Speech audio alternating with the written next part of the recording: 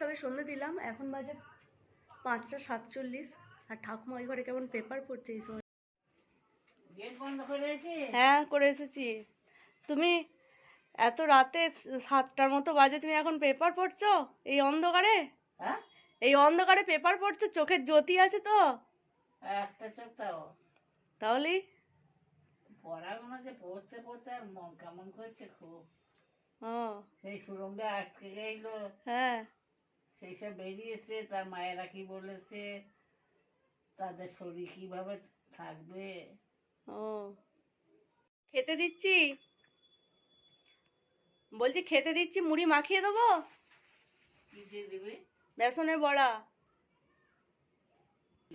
বেগনি দেবো, বেগনি মাখিয়ে দেবো? হ্যাঁ। ঠিক আছে। ফাইনালি তৈরি হয়ে গেছে আমার বেগনি। বেগনি তৈরি করা হয়ে গেছে। এবার ঠাকুমাকে মুড়িটা দিয়ে আসি।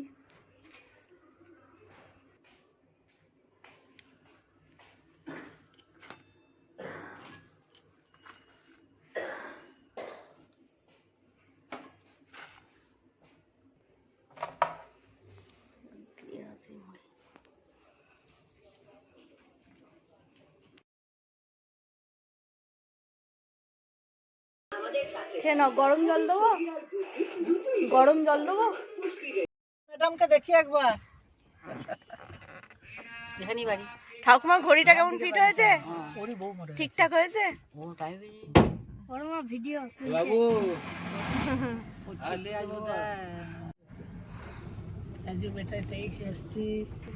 ও বাবা তাকাও, তাকাও একবার, একবার তাকাও।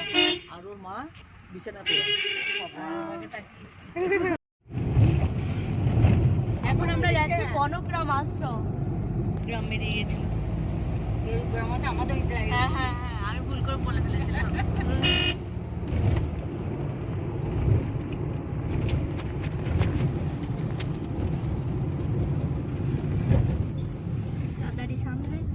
দাদারই সামনে।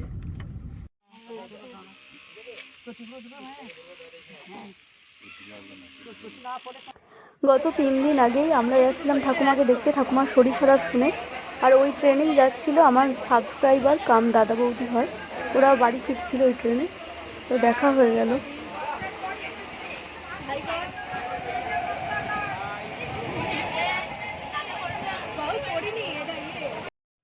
চলে এলাম গ্রামের বাড়ি। ঠাকুর দাঁড়িয়ে বসে আছে। তার আগের দিনই ভিডিও কলে দেখলাম যে ঠাকুমা একটু কাশছে, সেই দেখি একটু গেলাম যে শরীরটা খারাপ, দেখে আসি। গিয়ে দেখলাম বেশ সুস্থ, বসে বসে পেপার পড়ছে।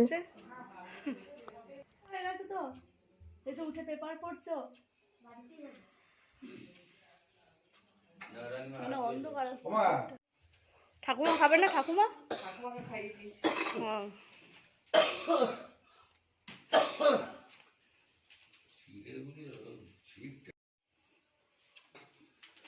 পেপার পড়তে পারছো? পেপার পড়তে পারছো? এটা দাদুর লাঠি। ঠাকুমা এই লাঠিটা সবসময় নিয়ে রাখে। আমাদের সাথে এত হাসি ঠাট্টা গল্প করে এই যে শুলো, ব্যাস চোখটা যে বন্ধ করলো আর চোখ খুলতে হলো না ঠাকুমাকে। ঠাকুমা একদম চলে গেল না ফেরার দেশে। এত তাড়াতাড়ি যে চলে যাবে আমরাও বুঝতে পারিনি। আমাদেরকে বললো যা খেয়ে নে গিয়ে, সেই আমরা খেতে বসলাম, তারপরেই এসে দেখলাম ঠাকুমার চোখ বুজে গেছে। এই ছবিগুলো এই বছর 2 আগেকারই, তখন অ্যানিভার্সারি সেলিব্রেট করেছিলাম। তো দাদু তো 99-এ চলে গেলেন। আমরা ভেবেছিলাম দাদুকে অনেক দিন পাবো, এখনও 100 বছর তো কমপ্লিট হবে এটা ভেবেছিলাম। তো তার আগেই চলে গেল দাদু। তারপরেই 14 বছরেই ঠাকুমা যে চলে যাবে এত তাড়াতাড়ি আমরা বুঝতে পারিনি। তো ভীষণ মনটাও খারাপ, সবারই খুব মন খারাপ। প্রিয় মানুষগুলো ছেড়ে চলে যায় আর স্মৃতিগুলো রয়ে যায় মনের খাতায়। তো এইসব ছবিগুলো যখনই দেখি তখনই একদম কষ্টে বুকটা ফেটে যায়। সত্যি মানুষ ছেড়ে গেলে একটা কত কষ্ট হয়। আর ঠাকুমার প্রতি দাদুর ভালোবাসা এতটাই ছিল যে 14 বছরেই ঠাকুমাকেও নিয়ে চলে গেল দাদু। আর ঠাকুমা না খুব কষ্টও পেত দাদুর জন্য, মানে পুজো করতে বসতো 1.5 ঘন্টা ধরে দাদুর ছবিটা সাজাতো। দাদু চলে যাওয়ার পর থেকে এই যে 11 মাস ঠাকুমা কষ্ট করে কাটিয়েছে, শুধু ওই দাদুর কথা চিন্তা করতো, কাঁদতো, খুবই কষ্ট করে কাটিয়েছে। আমরাও দেখতাম, কষ্ট লাগতো, কিন্তু তাও আমাদের মনে হতো যে ঠাকুমা তো আছে আমাদের মাঝে।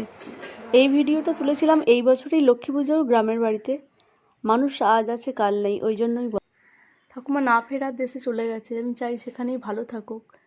কষ্ট পাচ্ছিল, সে কষ্ট থেকে হয়তো মুক্তি হয়েছে। আমাদের হয়তো কষ্ট হচ্ছে ঠাকুমা চলে গেছে বলে।